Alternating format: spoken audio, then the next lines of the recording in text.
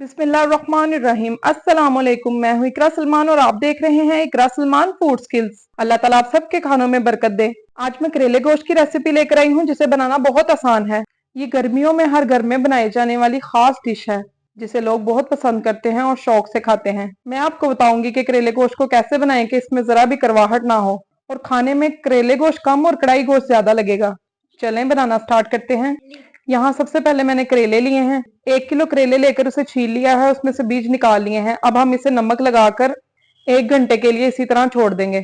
नमक इसलिए लगाते हैं कि इसमें जो करवाहट हो वो खुद ब खुद निकल जाएगी। कुछ लोग इस तरह नहीं करते जिसकी वजह से उनके करेले कड़वे बनते हैं, लेकिन इस तरीके से करेलों में जरा भी करवाहट नहीं होगी। करेलों को एक तरफ रख दें। अब प्यारी सी कढ़ाई में ऑयल शामिल कर लें। हाफ कप के करीब मैंने ऑयल लिया है। 1 मीडियम प्याज लिया है। ऑयल में प्याज को हल्का सा फ्राई कर लेंगे।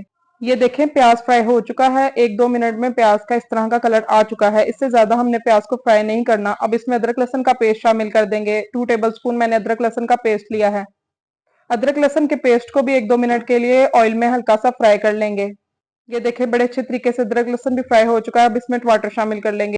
टमाटरों को भी 1-2 मिनट के लिए हम इसी ऑयल में हल्का सा फ्राई कर लेंगे। चलें जी, टमाटर फ्राई हो चुके हैं। अब इसमें मसाला जार शामिल करेंगे। कोई इतने ज्यादा मसाले शामिल नहीं करूंगी, सिंपल सादा से घर में मौजूद जो मसाले होते हैं उसी को शामिल करूंगी। सबसे पहले 1 टेबल स्पून भरकर लाल मिर्चों का पाउडर शामिल कर देंगे। 1 टेबल स्पून नमक शामिल कर देंगे। हाफ 1 टेबल स्पून हल्दी शामिल कर देंगे। हाफ 1 टेबल स्पून जीरा पाउडर शामिल कर दूंगी। हाफ 1 टेबल स्पून जो है वो खुश्क धनिया का पाउडर शामिल कर दूंगी। जीरा पाउडर और खुश्क धनिया का पाउडर इस मसाले के टेस्ट को मजीद इनहेंस कर देगा। इसके साथ मसाले में बड़ी अच्छी खुशबू भी आएगी। चलें जी, अब इन सब चीजों को अच्छे तरीके से मिक्स कर लें और हाफ ग्लास जो पानी शामिल करके टमाटरों को गलने दें। इसी के साथ साथ आपसे एक रिक्वेस्ट है, अगर आप मेरे चैनल पर नए हैं तो मेरे चैनल को सब्सक्राइब कर लीजिएगा और अगर मेरी वीडियो आपको अच्छी लगे तो इसे लाइक जरूर कर दीजिएगा और हाँ, बेल आइकन को जरूर दबा दीजिएगा ताकि आपको मेरी तमाम नई आने वाली वीडियो मिल सके। आपके लिए अच्छी अच्छी रेसिपीज लाने के लिए मैं ढेर सारी मेहनत करती हूँ।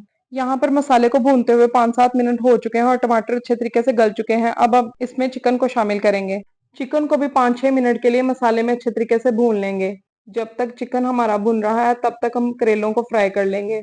करेलों को मैंने नमक लगाकर रखा हुआ था जिससे इसका सारा कड़वा पानी निकल चुका है और इसे वॉश कर लिया है। अब फ्राई करने से पहले हम पैन में 1-2 मिनट के लिए ऐसे ही करेलों को हिलाएंगे जिसकी वजह से इसका पानी खुश्क हो जाएगा। जब पानी खुश्क हो जाएगा करेलों का तब हम इसमें ऑयल शामिल करेंगे। अब ऑयल शामिल कर लें करेलों में और इन्हें गोल्डन ब्राउन कर लें।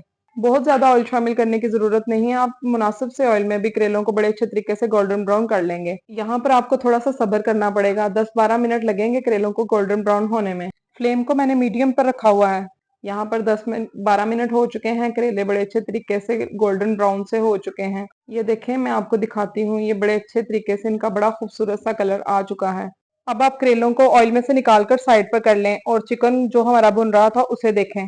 यहाँ पर 5-7 मिनट में चिकन बड़ा अच्छे तरीके से भुन चुका है। किनारों से देखें आप, ऑयल भी सेपरेट हो चुका है। अब इस स्टेज पर आकर हम इसमें करेले शामिल करेंगे जो हमने फ्राई किए थे।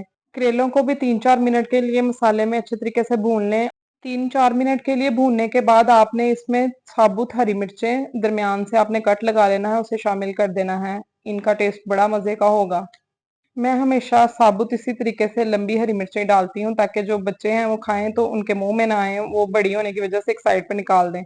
चलें जी, अब 5-6 मिनट के लिए आप इसे दम पर रख दें। यहाँ पर 5-6 मिनट हो चुके हैं। माशाल्लाह माशाल्लाह से बड़े मजे के करेले गोश्त बनकर तैयार हैं।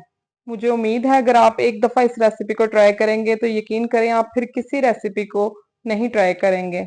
आपको इतने मजे के और खुशबूदार टेस्टी ये लगेंगे। मेरे घर में तो सब बच्चे बड़े इसके करेले गोश्त के बहुत फैन हैं। अगर आप भी इसी तरीके से बनाएंगी तो यकीनन आपके बच्चे भी बड़े शौक से खाएंगे। आप इस तरीके को ट्राई जरूर कीजिएगा। एक दफा इस रेसिपी को अपने घर में बनाइएगा और मुझे कमेंट में बताइएगा कि आपके करेले गोश्त कैसे बने। गर्मियों में इन करेलों को तंदूर की रोटियां और लस्सी के साथ इंजॉय करें और मुझे दुआओं में याद रखें। इजाजत चाहती हूँ। अल्लाह हाफिज।